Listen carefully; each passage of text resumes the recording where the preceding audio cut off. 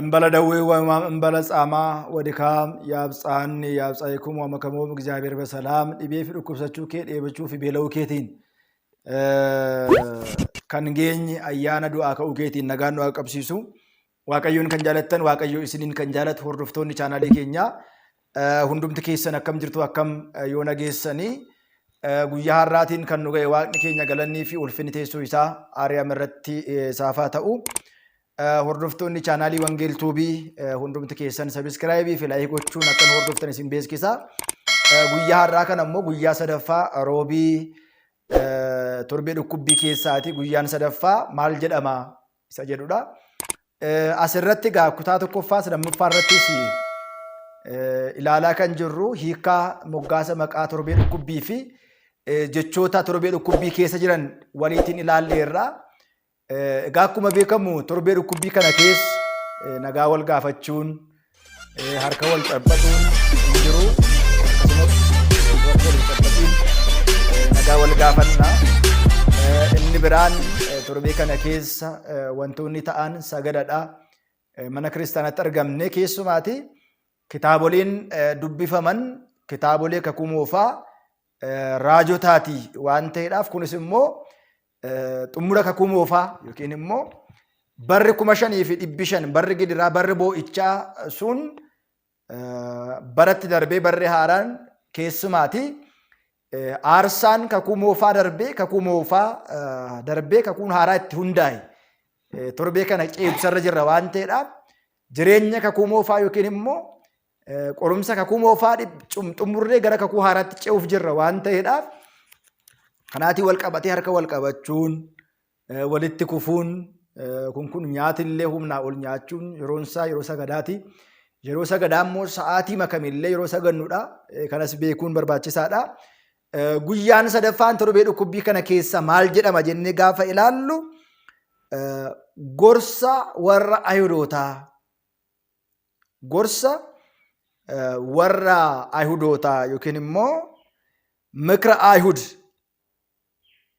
marii Ayihudootaa jenneetu ilaaluu dandeenya jechaadha. Wangeela Maatewos boqonnaa 26 lakkoofsa 1 kaasnee gaafa ilaallu warri Ayihudootaa guyyaa kana gooftaa keenya akkamitti dabarsanii akka isaan kennan, akka fannisan, akka ajjeesan, dabarsanii akkamitti akka laatan, karaa eenyu akka isaan argatan, guyyaa itti mari'atan, akkamitti qabnaa, eenyutiin qabnaa, yoom qabnaa, maaliin qabnaa, akkam goona jedhanii dursaa lubicha kakuu haaraa kakuu moofaa mooraa Qayyaaffaatti walitti qabamanii Iyyesuusin dabaan qabuudhaaf ajjeesuudhaaf guyyaa itti mari'atanidha. Warra Ayihudootaa biratti jeequmsa akka hin kaaneef ayyaanni kun haa darbu. Namnis dhiphinaatiif dabarsamee kennuudhaaf, namas dabarsinee dhiphinaaf kennuudhaaf, fannoo du'aatiinis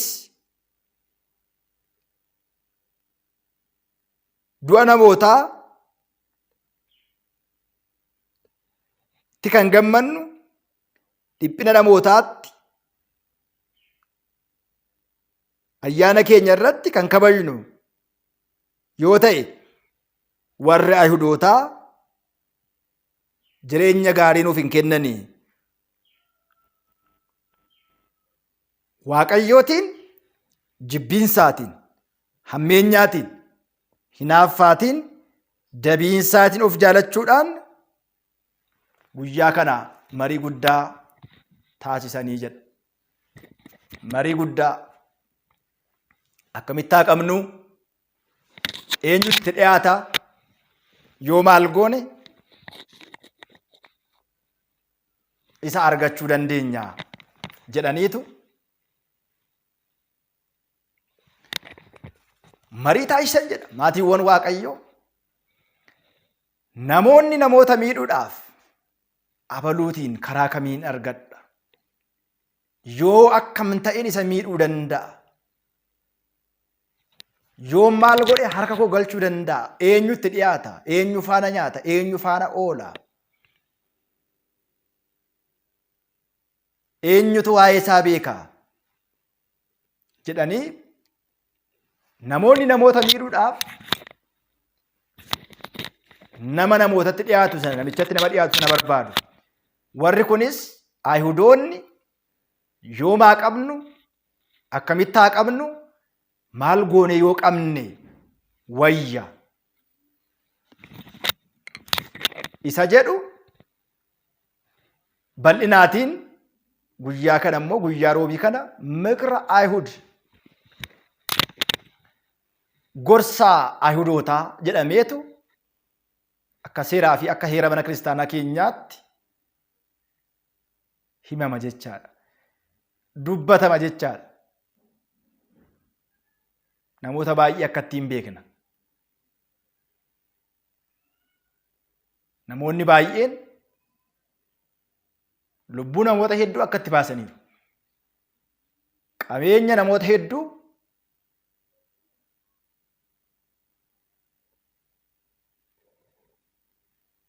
akka itti balleessaniiru. Qoricha kan namaa laatan, lubbuu namaa kan balleessan, qabeenya namaa kan saaman, gara mana xonqaayee deemanii qarshii kaffalanii, namootaaf qarshii laatanii, namootaaf faayidaa wayii kennanii,